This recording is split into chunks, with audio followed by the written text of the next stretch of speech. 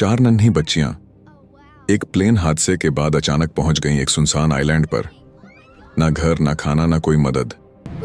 सिर्फ 6 से 10 साल की 4 मासूम जिंदगियां, जिन्हें अब अगले 6 साल तक जिंदा रहने के लिए तूफानों, भूख और अकेलेपन से लड़ना था। लेकिन सवाल ये है, आखिर वो कैसे बचीं? साल 2015 की गर्मी। एक बड़े पैसेंजर प्लेन में 150 से ज्यादा लोग सवार थे। उनमें 4 छोटी बच्चियां भी थीं, अनाया, मीरा, सना और रिया। चारों अलग अलग परिवारों की थीं। कोई रिश्तेदारों से मिलने जा रही थी, कोई छुट्टियां मनाने और किसी का स्कूल बदलने का प्लान था। प्लेन आसमान में उड़ रहा था। बाहर बादल सफेद रुई जैसे दिखाई दे रहे थे। लेकिन अचानक तेज आवाज आई, बूम! इंजन में गड़बड़ी हो गई। प्लेन हिलने लगा, लोग चिल्लाने लगे। माएं अपने बच्चों को पकड़कर रोने लगीं। कुछ ही सेकंड में हालात बेकाबू हो गए। पायलट की आवाज आई, इमरजेंसी लैंडिंग, सीट बेल्ट बांध लीजिए। लेकिन अब बहुत देर हो चुकी थी। समुद्र के ऊपर प्लेन टूट गया और सब कुछ अंधेरे में डूब गया। घंटों बाद अनाया ने आंखें खोली। चारों बच्चियां लकड़ी के टुकड़ों और सीटों के सहारे किसी अनजाने आइलैंड के किनारे पर आ गई थीं। आसमान काला था, लहरें तट से टकरा रही थीं। उनके कपड़े फटे हुए, चेहरों पर चोट के निशान और आंखों में डर। सबसे छोटी रिया रो रही थी, मम्मी कहाँ हैं?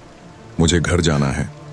लेकिन आसपास कोई इंसान नहीं था, न प्लेन का मलबा, न उनके परिवार। सिर्फ 4 मासूम जिंदगियां और सामने फैला हुआ घना जंगल। सुबह की रोशनी में आइलैंड और भी डरावना लग रहा था। पक्षियों की आवाजें, अजीब कीड़े मकोड़े और कहीं से आती हुई हवाओं की सीटी जैसी गूंज। मीरा ने हिम्मत दिखाई। उसने कहा, हमें रोना नहीं है, हमें कुछ खाना ढूंढना होगा, नहीं तो हम मर जाएंगे। अनाया, जो सबसे बड़ी थी, थोड़ी समझदार भी थी। उसने सबको पेड़ों से गिरे नारियल और कुछ जंगली फल इकट्ठा करने को कहा। पहली बार उन नन्ही हाथों ने खेल नहीं बल्कि जीवन के लिए काम किया।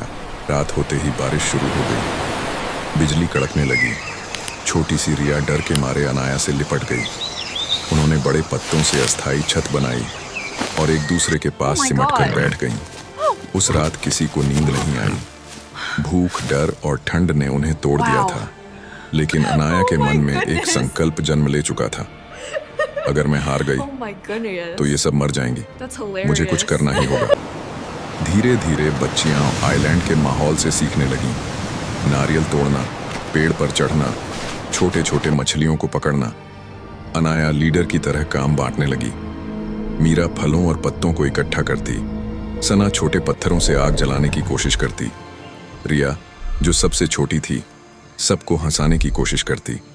उनके मासूम खेल अब जीने की कोशिश में बदल चुके थे। समय धीरे धीरे बीता। अब उन्हें अंदाजा होने लगा कि यह कोई छुट्टी का दिन नहीं, बल्कि एक लंबी कैद है। वे रोज समुद्र की ओर देखती। शायद कोई जहाज उन्हें देख ले, लेकिन हर बार सिर्फ लहरें और खालीपन। धीरे धीरे उनकी हिम्मत और मासूमियत दोनों की परीक्षा शुरू हो गई। शुरुआत के कुछ हफ्तों में बच्चियों को लगा कि शायद कोई उन्हें जल्द खोज लेगा। लेकिन धीरे धीरे समय बीता। दिन महीनों में बदल गए और उन्हें सच्चाई समझ आई। अनाया ने नेतृत्व संभाला। वह कहती, अगर हमने खुद का ख्याल नहीं रखा तो कोई हमारी मदद नहीं करेगा। उन्होंने पेड़ों की लकड़ियों और पत्तों से एक छोटा सा झोंपड़ा बनाया। यह उनकी पहली घर जैसी जगह थी। छोटी रिया जब रोती तो सना उसे कहानियां सुनाती। मीरा मछली पकड़ना सीखने लगी। लेकिन भूख ने सबको कमजोर कर दिया। कई बार उन्हें जहरीले फल भी मिले, जिनसे पेट दर्द हुआ। बारिश के मौसम में उनका झोंपड़ा बह गया और उन्हें फिर से सब कुछ बनाना पड़ा। फिर भी चारों ने एक दूसरे का हाथ नहीं छोड़ा। वे हर शाम समुद्र की ओर देखती, उम्मीद में कि कोई जहाज गुजरेगा। लेकिन हर बार सिर्फ खाली आसमान और अंतहीन लहरें। दूसरे साल तक बच्चियों का शरीर और मन दोनों बदलने लगे। अब वे साधारण बच्चियां नहीं रहीं, बल्कि जंगल में जीना सीख चुकी छोटी योद्धा बन गई। मीरा ने नुकीले पत्थरों से छोटे हथियार बनाना शुरू किया। सना ने आग जलाने की कला सीख ली थी। अनाया अब पेड़ पर चढ़कर नारियल तोड़ने में माहिर हो गई थी और रिया, जो सबसे छोटी थी, वह सबके लिए हंसी और उम्मीद की किरण बन चुकी थी। लेकिन कठिनाइयां भी बढ़ी। एक दिन तूफान इतना बड़ा आया कि उनका झोंपड़ा फिर से टूट गया। तेज हवाओं और बारिश में वे पूरी रात भीगी रहीं। रिया तेज बुखार में पड़ गई। अनाया ने पूरी रात उसकी देखभाल की, नारियल का पानी पिलाया। सुबह तक रिया ठीक हो गई, लेकिन उस रात सबको एहसास हुआ, अगर हम में से कोई चला गया तो बाकी भी टूट जाएंगी। उसके बाद उन्होंने एक वादा किया, हम चारों हमेशा साथ रहेंगे, चाहे कुछ भी हो। अब तीसरे साल तक उनका शरीर मजबूत हो चुका था। अनाया की आंखों में अब मासूमियत कम और जिम्मेदारी ज्यादा दिखने लगी। मीरा तैरना सीख गई और गहरे पानी से बड़ी मछलियां पकड़ने लगी। सना पेड़ों से औषधीय पत्ते और जड़ी बूटियां पहचानने लगी। रिया अब छोटी बच्ची नहीं रही, बल्कि सबकी प्यारी साथी बन चुकी थी। उन्होंने बड़े पत्थरों से समुद्र किनारे हेल्प लिख दिया। उम्मीद थी कि ऊपर से कोई विमान देख लेगा, लेकिन महीनों बीत गए, किसी ने ध्यान नहीं दिया। एक बार दूर से जहाज दिखाई दिया। वे सब पागलों की तरह आग जलाने और हाथ हिलाने लगीं, लेकिन जहाज दूर निकल गया। उस दिन सब रो पड़ीं।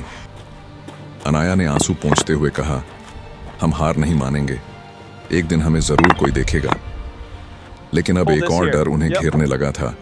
आइलैंड पर अजीब आवाजें आने लगीं। कभी रात में झाड़ियों से सरसराहट, कभी अंधेरे में जानवर जैसी आंखें चमकती। अब उन्हें सिर्फ भूख और अकेलेपन से नहीं, बल्कि खतरनाक जंगली जीवों से भी लड़ना था। चौथा साल बच्चियों के लिए सबसे भारी था। अब तक वे आइलैंड पर जीना सीख चुकी थीं, लेकिन अब उन्हें अकेलेपन का दर्द काटने लगा। कभी कभी वे किनारे पर बैठतीं और अपने परिवार की बातें करतीं। मीरा रोते हुए कहती, काश मम्मी अभी मुझे गले लगा लेती। रिया आसमान की ओर देखती और मासूमियत से पूछती, क्या मम्मी पापा हमें ऊपर से देख रहे होंगे? उनकी मासूम हंसी अब कम हो चुकी थी। अब खेल की जगह रोजमर्रा की जिंदगी में संघर्ष और इंतजार आ चुका था। 5वां साल उनका सबसे डरावना साल साबित हुआ। एक रात अचानक जोर की सरसराहट हुई। झाड़ियों से एक जंगली जानवर, बड़ा जंगली सुअर, निकल आया। बच्चियां डर से चिल्लाईं और भागने लगीं। अनाया ने हिम्मत दिखाई। उसने जलती हुई लकड़ी उठाई और जानवर को दूर भगाया, लेकिन इस हमले ने सबको डरा दिया। रिया ने कहा, दीदी, अगर अगली बार कोई और जानवर आया तो? अनाया ने उसका हाथ पकड़कर कहा, तो हम सब मिलकर लड़ेंगे, हम हार नहीं मानेंगे। उस दिन के बाद उन्होंने अपने झोंपड़े के चारों ओर पत्थरों की दीवार बना ली और बड़े डंडे रख लिए। अब वे सिर्फ मासूम बच्चियां नहीं, बल्कि जंगल में जीना जानने वाली छोटी योद्धा बन चुकी थीं। 6 साल, सोचिए, एक इंसान कितना बदल जाता है इतने लंबे समय में। अनाया अब 16 साल की हो चुकी थी। मीरा 15, सना 13 और रिया 12 साल की। छोटी बच्चियां अब किशोरी बन चुकी थीं। उनके चेहरों पर थकान और संघर्ष की लकीरें थीं, लेकिन आंखों में अब भी उम्मीद जल रही थी। उन्होंने सोचा, अगर हमें बचना है तो हमें खुद दुनिया को बताना होगा कि हम जिंदा हैं। उन्होंने फिर से समुद्र किनारे बड़े पत्थरों से हेल्प लिखा। इस बार उन्होंने धुएं का एक बड़ा गुब्बार बनाने के लिए लकड़ियां जमा कीं। एक सुबह दूर आसमान में उन्हें एक छोटा सा विमान दिखाई दिया। चारों पागलों की तरह दौड़ पड़ी। उन्होंने आग जलाई, धुआं उठने लगा। वे हाथ हिलाकर चिल्लाने लगीं। पहले तो लगा कि विमान नहीं देखेगा, लेकिन अचानक विमान घूमकर उनकी ओर आने लगा। उनकी आंखों से आंसू छलक पड़े। 6 साल का दर्द, भूख, डर और अकेलापन, सब कुछ उस पल में बह निकला। कुछ ही घंटों बाद रेस्क्यू टीम पहुंची। लोग हैरान रह गए जब देखा कि 4 नन्ही बच्चियां, जिनके बारे में सबने सोचा था कि वे मर चुकी होंगी, जिंदा खड़ी थीं। जब वे सभ्यता में लौटीं तो मीडिया, डॉक्टर और लोग उन्हें घेरने लगे। सब पूछ रहे थे, तुमने कैसे जिंदा रहकर दिखाया?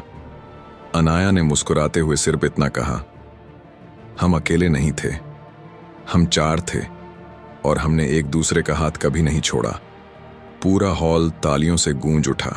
6 साल, 4 मासूम जिंदगियां, एक सुनसान आइलैंड पर बिना किसी सहारे के जिंदा रह पाना नामुमकिन सा था। लेकिन इन बच्चियों ने साबित कर दिया कि इंसान की सबसे बड़ी ताकत है हिम्मत, उम्मीद और साथ। आज उनकी कहानी पूरी दुनिया के लिए एक मिसाल है।